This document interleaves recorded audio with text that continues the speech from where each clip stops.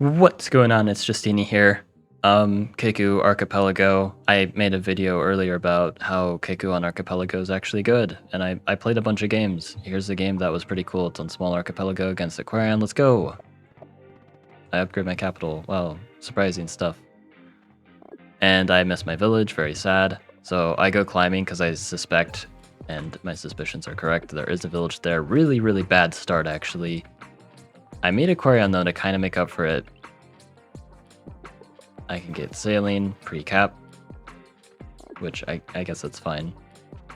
But my expansion is atrocious.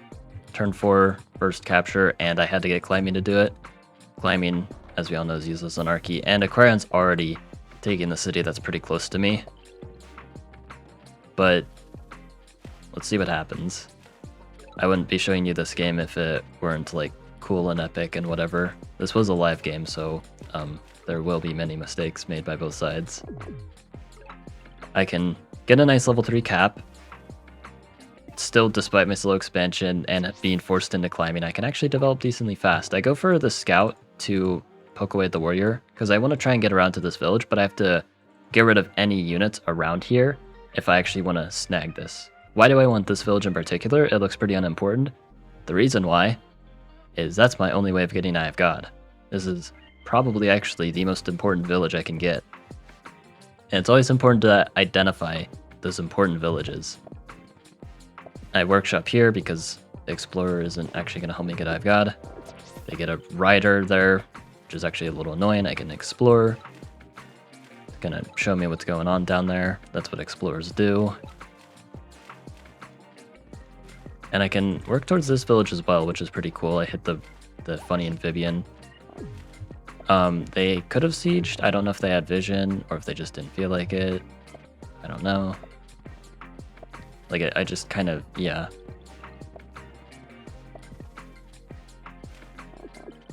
I am able to upgrade. I get some units. And here, I move this scout here with the intention of helping to get this village, which would have been fine if I didn't just train a warrior here. And you can see a slight issue. What do I do if the opponent sieges?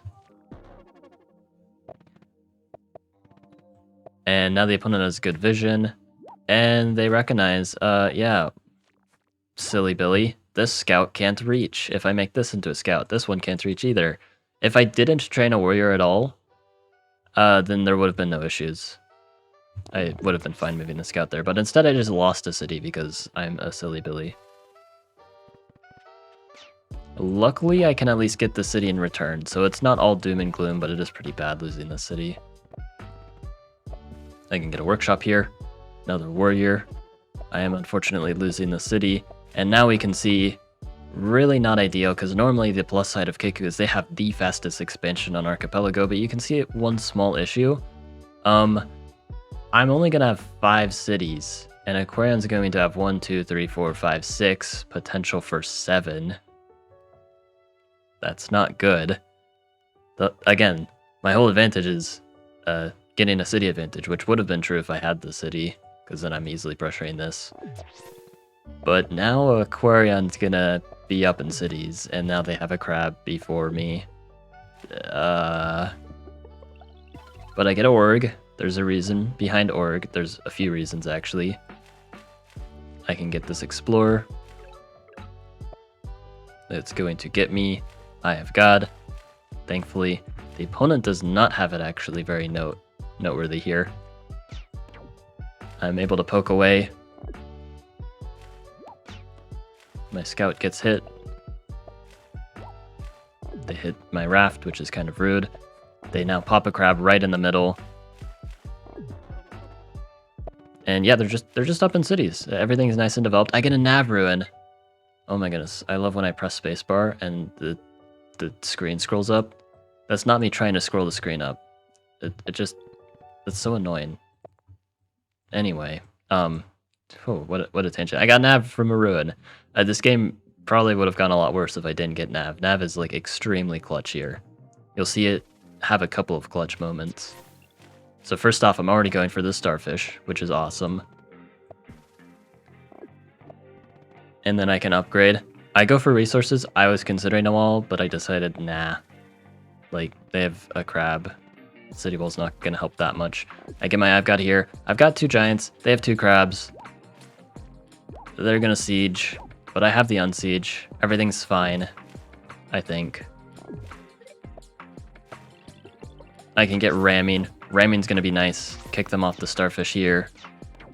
And these scouts are helping me unsiege. They sacrificed an amphibian for some reason. Live game moment. They're able to kick me off the rammer, but they have some units injured. And yeah, they're on the starfish with the crab. But I get this nice siege here. Let's go back. Very snazzy siege with the Juggernaut and the Vet Sword walking in. They have a jellyfish here, which looks scary, but it actually isn't somehow. Triple port, Park of Fortune. I was prepared for the siege. And now, not only do I get the nice unsiege here, but also these scouts are going to support this giant very well, so this crab can't be too close or else it's going to get pelted by the scouts. And if they don't have any units nearby, I get the Juggernaut, I pressure here. I have another giant here. And I get a rammer to keep things safe here, in case they advance the Juggernaut, or the jellyfish like they do there. They put the crab on the mountain. I guess they have climbing. I guess it makes sense, they have a lot of mountains. They actually don't take the starfish because they need to take the city back. Makes sense, but now that starfish is still contested. And speaking of starfish, I get another one which allows me to get a bomber. Juggernaut splash. Gate of Power getting another giant. And I'm able to take the city. This is a very important city. This is city number 6. Not only does it even the city count, but it gives me Grand Bazaar. You see, I have the monument now. That's pretty cool, and that will be useful. I'm getting sieged here, which is kind of rude. And I'm getting sieged up here with the crab, and I can't break that siege. But I do get a bomber here.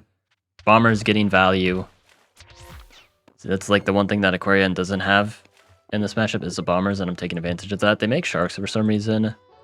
I don't understand why the sharks end up not being good. But yeah, they have them.